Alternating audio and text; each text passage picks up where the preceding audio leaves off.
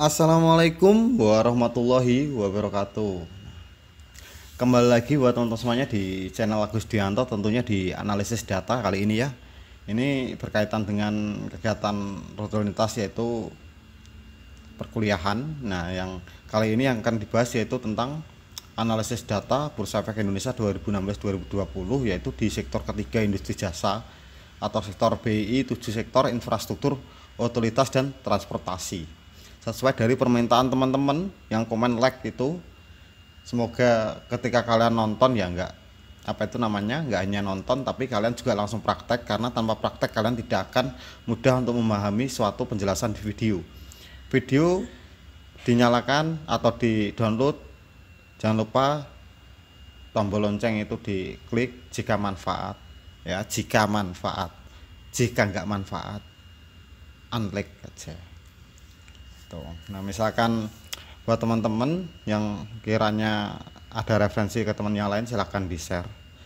Tapi untuk bagi teman-teman yang sudah ngambil paket bimbingan ke saya atau instan paket, ya kalian langsung ke WA saja, karena di Instagram saya juga jualan fotografer, karena seorang fotografer juga. Jadi mohon dimaklumi kalau apabila DM kalian semuanya tidak terbalas. Di profil Instagram juga sudah saya sertakan profil untuk pengambilan paket biar cepat lulus A+1 ya. Dan buat teman-teman yang sudah lulus A1 atau nilai A1, selamat buat kalian untuk angkatan yang Januari. Yang Februari akhir nanti saya harap kalian semuanya dari 172 mahasiswa yang ambil paket analisis data dipahami betul bagaimana mekanisme argumentasi, bagaimana itu teori, bagaimana riset gap, bagaimana penelitian. Kalian paham semuanya, datanya sudah terpublish di IDX, juga perubahan data juga ada. Kalian harus tahu itu semuanya. Ketika kalian sudah bimbingan, kalian dipahami, ikuti aturan yang kami buat, atau aturannya itu cukup mudah, yang menyederhanakan kalian untuk mudah belajar dalam menganalisis data Bursa Efek Indonesia sesuai dengan penelitian Anda masing-masing. Kali ini saya pribadi akan menjelaskan secara langsung yaitu tentang analisis data di infrastruktur, utilitas dan transportasi di 2016-2021 buat teman-teman semuanya. Disimak baik-baik, jangan lupa disiapin semua alat-alatnya. Kalau enggak, di-download dulu aja ya. Ini data ini kita ambil yaitu berdasarkan sesuai, bukan hanya abal-abal atau main comot sana sini, itu enggak boleh, karena itu etika penelitian. Ketika kalian meneliti, kalian asal aja, itu sangat dipertanggungjawabkan ketika kalian mendapatkan gelar. Itu penting. Kenapa? Bagi teman-teman yang sulit mendapatkan data ya bisa langsung hubungi juga, bisa ngambil paket aja, itu lebih mudah. Nah, di industri jasa global sampel ini sudah saya siapkan, oke, buat teman-teman. Maka dari itu kita akan mulai, yaitu bagaimana analisis data infrastruktur, utilitas dan transportasi. Jadi gak boleh sepaneng guys ya. Siapin kopi Anda kalau yang suka ngopi. Dan juga disiapin makanannya. Sambil belajar sambil makan, tapi jangan lupa utamakan ibadah, itu yang terpenting. Karena apapun usaha kalian, tapi kalau kalian meninggalkan ibadah, muspro guys. Muspro. Mengerti arti muspro? Nah, muspro mercuma gitu loh. Karena yang diutamakan harus ibadah dulu, baru pendidikan duniawi. Diwajibkan untuk belajar di duniawi itu tentang ilmu, tapi juga jangan lupa mengutamakan ibadahnya masing-masing sesuai agama kalian. Oke, saya menghormati. Jangan lupa berdoa. Kita berdoa mulai dulu.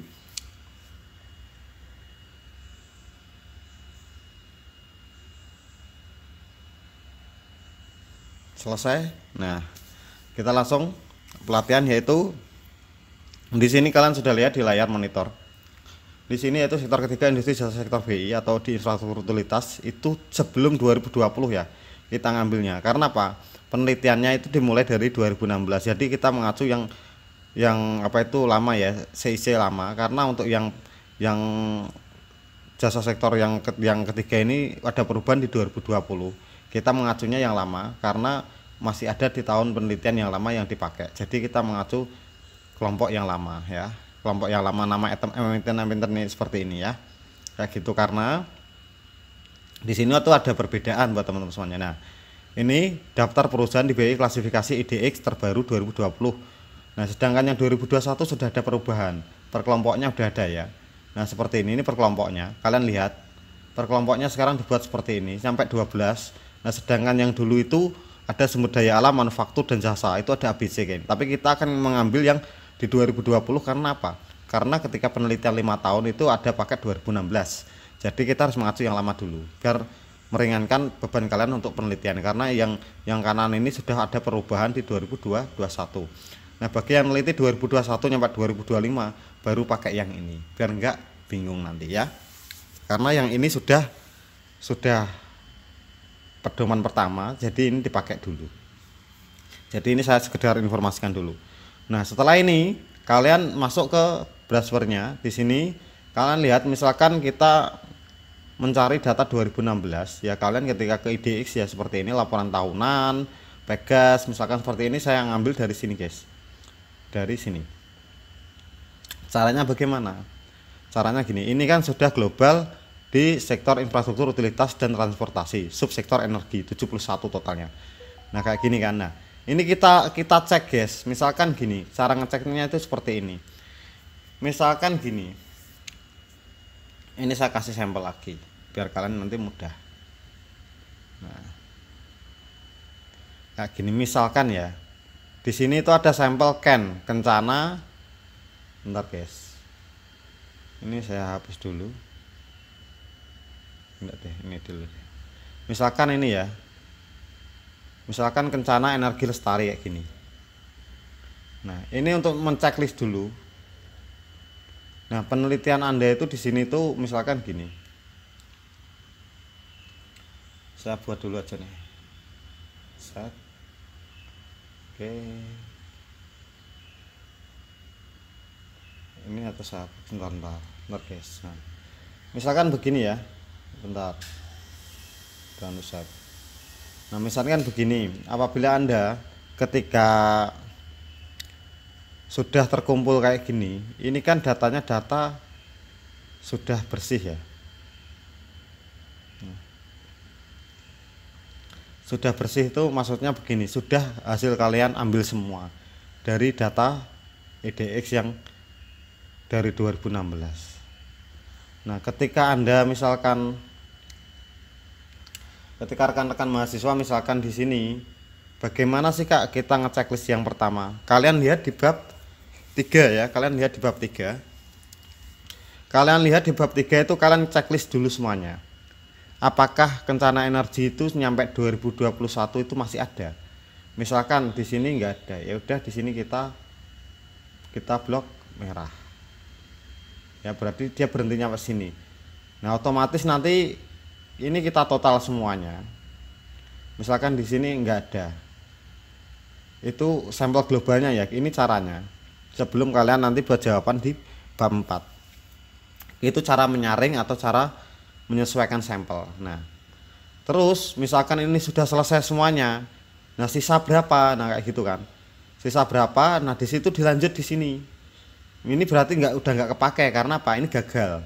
Kita butuhnya misalkan 2016 sampai 2021, ya kan? Kita meneliti 2016 sampai 2021. Berarti ini udah gagal sampel ini. Misalkan yang gagal 2, yang lainnya masih bisa. Nah, di sini dilihat kita mencarinya di mana? Di sini.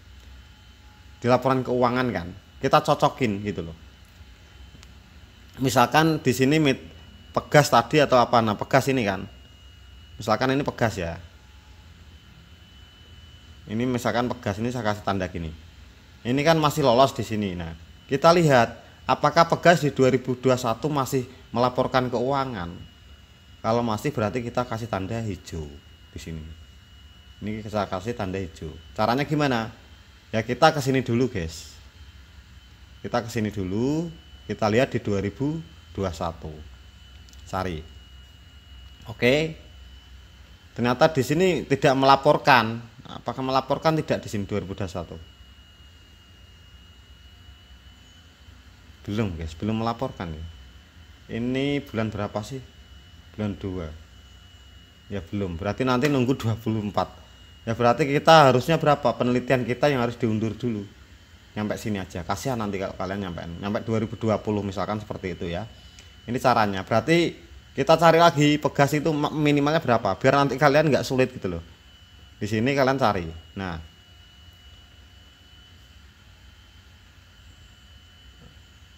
kita nyarinya di sini aja deh guys. Ini tidak melaporkan juga. 2019 kita cari. Oke. 2019 ada, 2020 tidak melaporkan. Berarti gagal ya pegas ini. Ini gagal sebenarnya. Ini saya buat contoh buat kalian, ini gagal. Karena nyampenya itu dia nyampe 2012. Kita jatahnya misalkan menelitinya itu 5 tahun nyampe 2020. Seperti itu. Sampai sini paham ya? Saya rasa paham. Nah, dan ternyata di sini itu masih lolos semuanya dia. Dia masih lolos semuanya tapi gagalnya di sini di tahunnya. Kayak gitu. Misalkan ini saya kasih hijau masih lolos. Misalkan nanti ada perusahaan apa setelah itu selesai, itu kalian di sini kalian buat lagi tabulasinya resuman. Nah, resuman itu apa? Hasil bersihnya berapa? Misalkan di checklist yang bangkrut itu yang tutup perusahaannya berapa? Setelah itu dianalisis lagi berapa dari total sekian, nanti akan terjawab di bab 4 kalian ya, di bab 4 kalian. Nah kalau ini sudah nanti kita akan mencari misalkan ya bersih totalnya berapa 30, lalu kita kembali ke sini, kita sudah siapkan ini kan nyampe 2021 pegas. Ini sebenarnya ini buat sampel aja, buat sampel kalian biar kalian nanti jelas. Itu contohnya misalkan pegas seperti ini. Nah di sini kita lihat, kita misalkan penelitiannya seperti ini ya, kerangka pikirnya seperti ini terhadap per perusahaan ya, plus earning ratio seperti ini. Kalian diketahui ini lebih dulu biar kalian nanti paham. Oke. Nah apabila ini sudah kalian ketahui, otomatis kan gini, bab 3 ini semua sudah lolos lah intinya ya, lolos. Jadi perusahaannya nyampe 2021 ini ada, perusahaannya nyampe 2021 itu ada dan melaporkan keuangan semuanya. Berarti perusahaan ini lolos. Misalkan kalian penelitiannya itu selama 6 tahun kayak gitu ya, selama 6 tahun gitu. Kalau lolos semuanya ya udah, misalkan ini lolos semuanya. Kalau nggak lolos ya nggak masuk sini, nggak masuk tabulasi data ini. Karena kita akan mencari apa? Mencari sesuai variabel kita. Variabel ini guys. Ini loh ya. Variabel ini kita cari duitnya ini. Ini di laporan keuangan. Laporan keuangan di mana? Di sini. Nah ya. Ini misalkan ini pegas ya. Ya. PT Gas Negara Indonesia Tbk. Seperti itu. Ini cara menganalisisnya. Oke, ini sebagai sampel kalian biar kalian mampu memahami bagaimana sih cara mencari sampel di utilitas transportasi dan jasa dan transportasi ya. Nah seperti itu nih, infrastruktur, utilitas dan transportasi.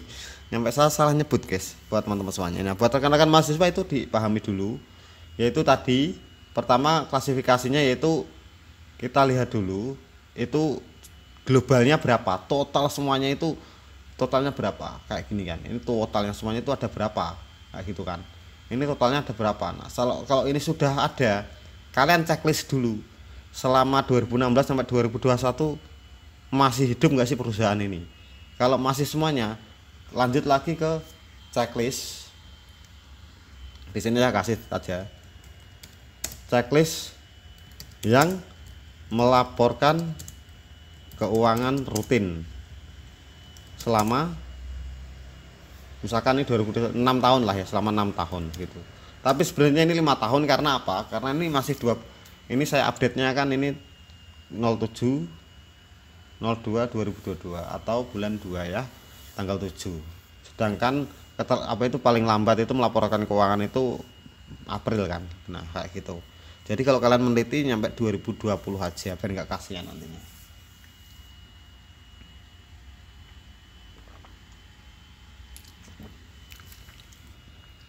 Apabila ini di sini sudah bersih baru kalian lanjut di sini, kumpulin semuanya.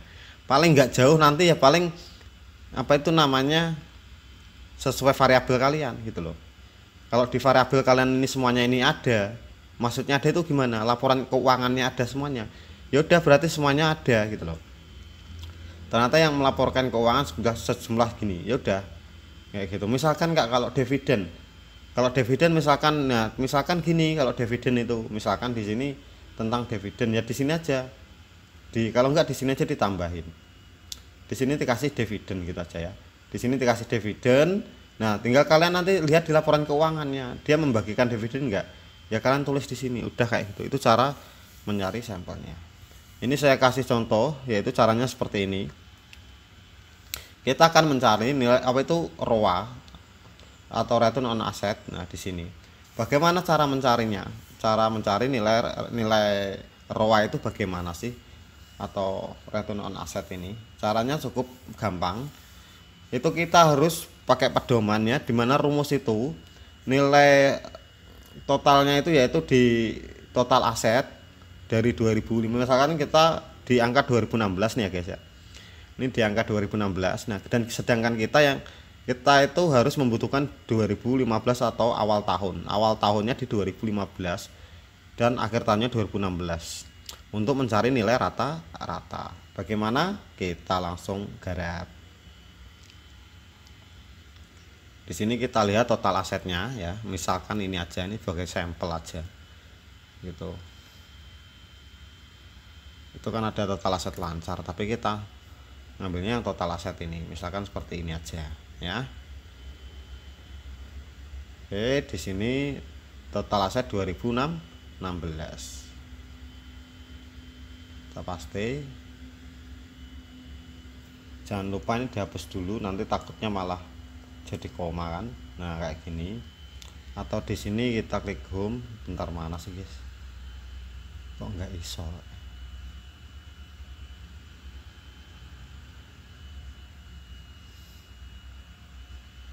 Mana ya? Sebentar.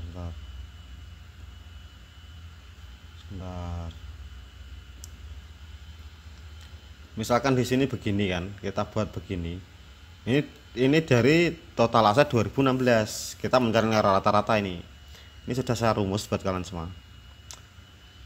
Bentar. Terus kita kembali ke sini. Ini kita cek 2015. Ini kita cek dulu, benar nggak 2015. Nah, ini 2015 ya, ini di sini. Di sini ada. Nih, kalian kalau belum lihat ini 2015. Kita cari, kita copy tadi total asetnya. Kita pastikan juga.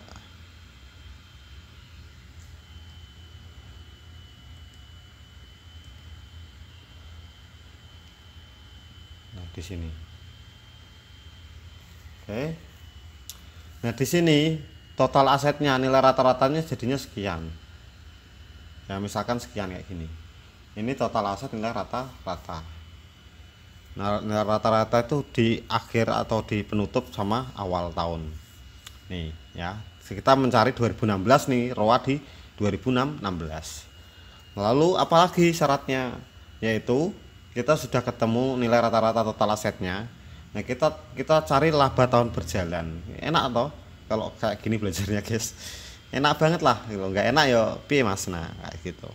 Yang penting step positif aja. Kerja ini jadi total liabilitas jangka pendek. Nih, laba operasi, laba tahun berjalan. Laba tahun berjalan ngambilnya yang ini.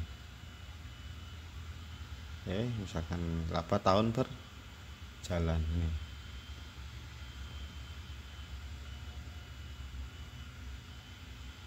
Ini ya, teman-teman semuanya. Oke, di sini kita ini. Jadi rumusnya ini seperti ini. Ini rumusnya guys ya. Jadi laba tahun berjalan dibagi dengan total aset rata-rata. Ya, nilai rata-rata aset ya.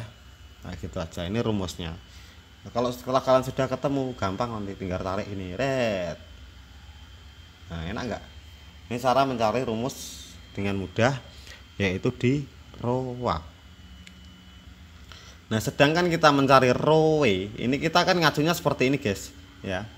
buat teman-teman semuanya, buat rekan-rekan mahasiswa, ini kita akan mencari return on equity ini untuk risk sharing ratio atau PER ini. Ya kita cari duitnya dulu yang ini. Gitu. Ini di mana?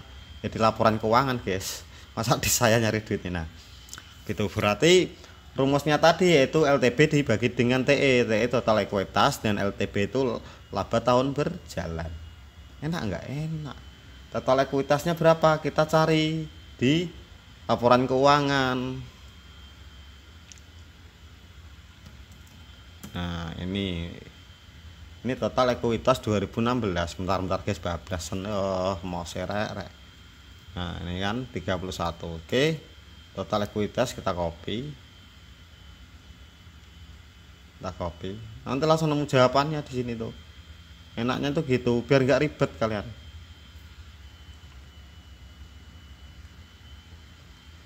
Nah, ya kan, ketemu kan ROE-nya. Ini dari mana rumusnya? Rumusnya ya ini. Laba tahun berjalan dibagi ini. Kan langsung kan. Gitu loh. Jadi kalian itu membuat itu secara langsung tabulasi data ini ya. Gitu, itu caranya buat teman-teman semuanya agar mudah memahami. Gitu ya. Untuk saat ini caranya seperti itu. Yaitu tadi ini. Misalkan kalian mengambil judul sektor infrastruktur, utilitas, transportasi. Nah, sedangkan rumus kalian itu return on asset, apakah berpengaruh terhadap ini.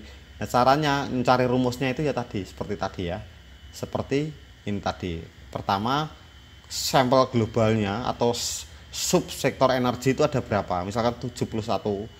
Nah, itu ada apa perusahaannya, terus kalian pilah di sini, kalian cek selama 5 tahun apakah dia itu masih hidup perusahaannya.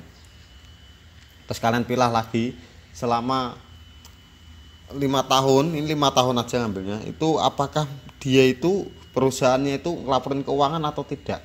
Kadang ada yang tidak melaporkan. Nah, yang sudah rutin masih hidup nyampe 2020, masih jalan, masih bekerja atau masih produksi lah intinya kayak gitu. Nah, di situ lanjut, dan perusahaan itu ternyata sudah rutin melaporkan di sini, berarti itu menjadi sampel bersih kalian perusahaan. Jadi kalau misalkan satu perusahaan ya jadi sampel totalnya berapa?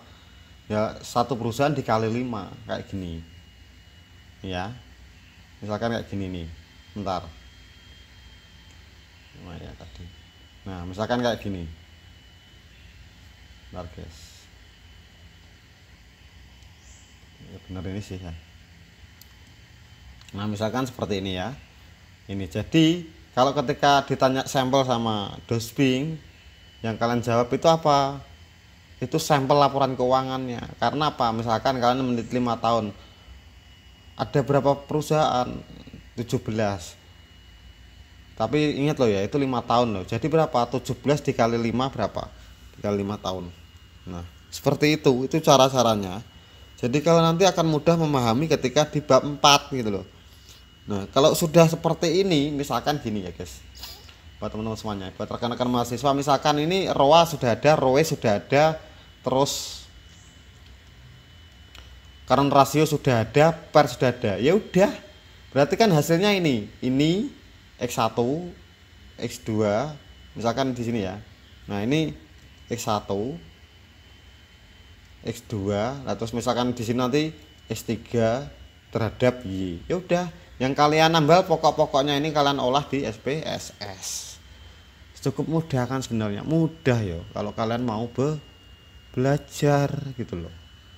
Jangan dikit-dikit Kak minta filenya dong gitu loh. Ya apakah kamu ini enggak susah-susah bikin juga ya gitu loh. Kata minta file itu rasanya gimana, apalagi kalian di YouTube gitu loh. Jangan membiasakan diri untuk komentar Kak minta file gitu loh. Kalian itu mahasiswa, apalagi sudah di dunia publik, itu pasti dilihat orang ini kok nggak ada usahanya untuk nyoba gitu loh. Yang kurang kan nanti jenengan gitu loh. Mendingan misalkan Kak saya ikut bimbingan gitu, langsung aja WA, di pojok atas itu sudah ada ya, itu caranya gitu. gitu. Dan buat teman-teman, terima kasih sudah menonton. Ini hampir berapa ya, hampir 25 menit menemani Anda. Oke, semoga manfaat untuk kali ini. Saya rasa cukup apa itu pembelajaran nyampe ke ini ya, nyampe ke rowe dulu. Nanti kita lanjut lagi part 2 nya, yaitu CR sama per ya, gitu aja. Oke, semoga manfaat. Jika manfaat, tolong dibantu like, comment, and share. Jangan lupa diinformasikan ke teman-teman yang masih sulit untuk menganalisis data. Dan saya doakan Anda lulus cepat, dan juga yang sudah ngambil paket bimbingan, kurang lebih ada berapa nih yang pendaftar baru. Nah itu saya doakan juga semangat. Yang penting ketika saya sudah membuka acara video atau membimbing, dipahami baik-baik atas kesadaran masing-masing, karena kalian juga akan dikeluarkan beban biaya ketika bimbingan itu. Sama ya buat teman-teman semuanya. Saya Agus Dianto, terima kasih banyak, semangat selalu. Jangan lupa tetap ibadahnya yang utama, itu saya sarankan ibadah dan ibadah baru ilmu. Setelah itu nanti kerjalah dengan sebaik mungkin, tetap berusaha, insya Allah bisa. Saya Agus Dianto, terima kasih banyak buat teman-teman semuanya. Saya akhiri dulu video kali ini untuk pelatihan analisis data di sektor infrastruktur, utilitas, dan transportasi. Wassalamualaikum warahmatullahi wabarakatuh.